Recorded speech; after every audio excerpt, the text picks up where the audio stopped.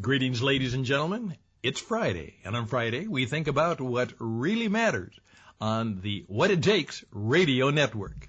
The opinions voiced on this program are for general information only and are not intended to provide specific advice or recommendations for any individual. To determine which investments may be appropriate for you, consult with your attorney, accountant, or financial advisor prior to investing. Securities and investment advisory services are offered through Genios Wealth Management Incorporated, a member of FINRA SIPC.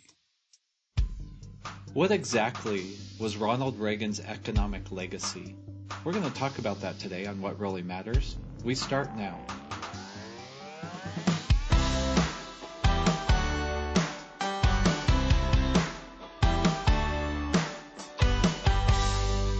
Hi, and welcome to What Really Matters. My name is Jeff Hyback. I'm the portfolio manager at SCM Wealth Management. Unfortunately, Peter wasn't able to join us today for our podcast. But we're going to carry on instead, and with Peter not being here, I'm going to address one of the topics near and dear to his heart, which is Reaganomics. Now, for those of you that don't know, Reaganomics is the term that a lot of people use to describe what they think is the idea that Ronald Reagan had as far as the economy, and it's usually brought about by people wanting to, talk about the ideal world, the way the economy should work. But I don't think very many people have taken a step back to really look at the data to understand what Reaganomics actually was all about. Now, this is something that I've done every year. Thursday, March 30th, was the 36th anniversary of the day Ronald Reagan was shot. I remember that very well because that was my 7th birthday. So traumatic event, one of those lifetime memories, unfortunately, that we had. Thank God that, the president survived and it didn't turn into a real national tragedy. But imagine a 7-year-old boy having his birthday party cut short because the news that the president was shot hit home. It's a traumatic event. And like I said, I'm glad that he survived because he did leave a great legacy. And don't take what I'm about to say today the wrong way. This is strictly looking at the data, not the ideals of Ronald Reagan's economic policies. Looking back, one thing that I think is apparent, and I'm going to put that out on scmtradersblog.com today as my chart of the week, is what actually has happened going back to 1980 when Ronald Reagan took office. And I would look at several different pieces of economic data. The first glaring example is the public debt. Now, say what you will about the economic boom during the Reagan years. He also added significantly to the national debt. In fact, since that time, we've seen our national debt up 1,781%. You go back to 1980 when Ronald Reagan took office, and our national debt was a mere $873 billion, so not even $1 trillion yet. And you look at where we're at today, and we're about to cross $20 trillion, so up 1,700%. And there's an argument that people will make, well, the government needs to spend money in order to make money. In other words, they need to boost the economy. But unfortunately, over this 36-year period since Ronald Reagan took office, debt's up 1,781%. Our GDP is only up 144%. Not even close to generating what we need. You look at household debt up 878%. Corporate debt 664%. Personal income 161%. Again, we're not seeing it filter through to the rest of the economy. And it's something that I don't think either political party is paying attention to. Last week we talked about the Freedom Caucus. There's maybe 26 people in the House of Representatives that give a damn about the national debt. They're the ones that are concerned. Nobody on either side seems to care about this. How does this matter? Because it has to be paid back at some point. You go back to 1980, the national debt per citizen was $19,501. Today, $210,831 per citizen. That means every man, woman, and child, my granddaughter who's going to be born in July, automatically owes $210,000. That's not even taking into account some of the lack of funding for Social Security and Medicare and this mess of health care that we have. Yet nobody seems to care except those 26 people in the Freedom Caucus.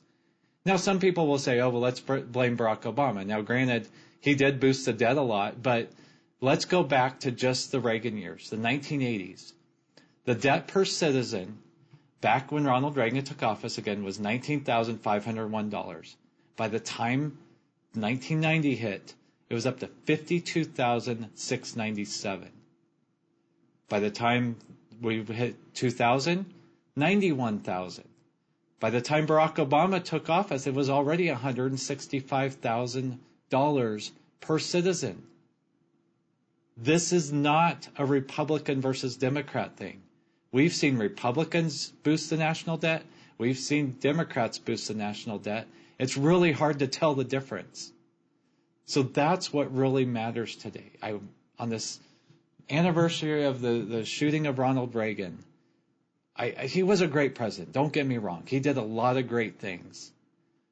But the legacy that entire generation of the 1980s left us with was this burden of the national debt. Just like a household, debt can wear you down. Debt can keep you from prospering. That's what we're dealing with now. You turn this around. I mentioned personal income is only up 161% over this 36-year period when we've seen the debt up 1,700%. You want to know why Donald Trump got elected? It's that right there. Corporate profits are up almost 900% over that time. Big difference. Corporations got rich. The average American did not. And now the average American is stuck trying to pay back this $210,000 per person. You look at the average family, they now owe $800,000. Back in 1980, the average family owned $73,000. Big difference. What's even more scary, the savings per family back when Ronald Reagan took office was $3,000. Right now, it's $9,000. This is a national emergency that nobody is talking about. We need to pay attention. We need to put aside our political ideology and focus on what really matters. And that's the fact that we have way too much debt. We've had too much unproductive spending. And before you say the government needs to stop wasting money, we could literally cut every single government department except for Social Security, Medicare, and Defense, and we would still not be able to have a balanced budget. We would still be running a deficit. That's the only places we can cut. Donald Trump hasn't mentioned cutting any of Social Security, Medicare, or Defense. The Democrats won't mention doing it. The Republicans in the House, minus those 26 people in the Freedom Caucus, won't mention it. That's all that matters. If we don't do that, we're going to keep digging ourselves deeper and deeper in the hole. Sooner or later, it's going to break. Tying that back to the stock market, at some point, we're going to see where the lack of economic growth wear on stock prices. We've talked before on our podcast the last few weeks about how high the valuations are right now. Your expected long-term returns based on today's valuations are negative. The reason they're negative is because you buy high, guess what? It's hard to make money. That's what really matters. At SCM Wealth Management, we are all about navigating these difficult markets. It's been great. We've had a nice run these last 8 or 9 years, minus a couple bumps in the road. We are still invested today, but because we're tactical, active managers, we have the ability to sidestep, maybe move over to cash, maybe some other investments that might have a chance of making money when this does start to matter. And trust me, it will matter. We can't continue down the path we're going. And the more we ignore it, the tougher the solutions are going to be.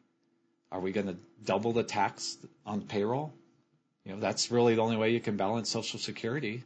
And that doesn't even mean current workers would get a chance. What's that going to do to the growth of our economy? There are no easy answers left, and the more we ignore it, the tougher time we're going to have digging out of it. So get involved, get the data. That's what we're here for. SEMTradersBlog.com is all about the data, not my opinions. We'll give you the data there for you to do that, and then get involved. Talk to your political parties. I don't care if you're Republican or Democrat. Find out what they're doing to solve the national debt. It's not about taking care of the baby boomers in retirement. Granted, we have to do that, because if we don't take care of that generation, what kind of social chaos are we going to have?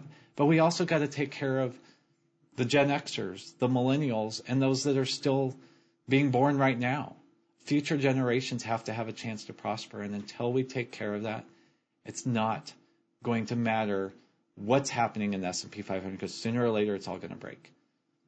Now you get the idea why Peter calls me Mr. Sunshine. He probably, had he been here today, he would have talked me a little bit down off this ledge. But like I said, it's this time of year I always look back at what legacy Ronald Reagan left us and what legacy the generation of adults from the 1980s left us, and that's use debt to buy stuff. We'll pay for it later. Well, guess what? Later is here, and we need to figure out a way to pay for it.